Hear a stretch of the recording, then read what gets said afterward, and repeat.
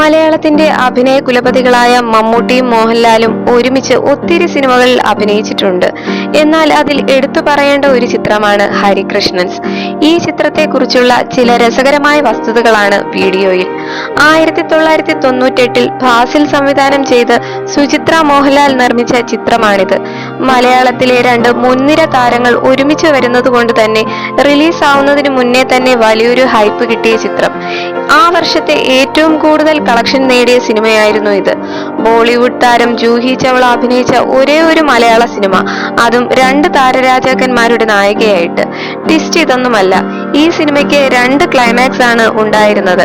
രണ്ട് താരങ്ങളുടെയും ആരാധകരെ നിരാശപ്പെടുത്താതിരിക്കാനാണ് അങ്ങനെ ചെയ്തത്.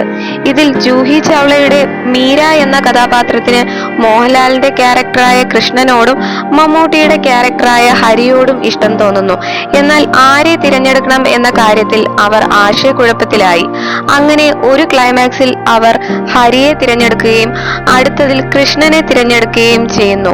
അതുകൊണ്ട് തന്നെ വ്യത്യസ്ത ജില്ലകളിൽ ക്ലൈമാക്സും വ്യത്യസ്തമായിരുന്നു. കൂടാതെ മറ്റൊരു ക്ലൈമാക്സും ഇവരുടെ ചിന്തയിൽ ഉണ്ടായിരുന്നു.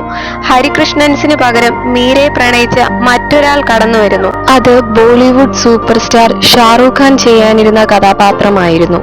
അന്ന് ഫാസിൽ ഒരു സീനിൽ കുഞ്ചാക്കോ ബോബന് അഭിനയിച്ച് കാണിക്കുകയുണ്ടായി. ഒരു സംവിധായകൻ അഭിനയിച്ച് കാണിക്കുന്നത് കണ്ട ജൂഹി ആശ്ചര്യപ്പെട്ടു. ജൂഹി ഇക്കാര്യം ഷാറൂഖ് ഖാനോട് പങ്കുവച്ചു.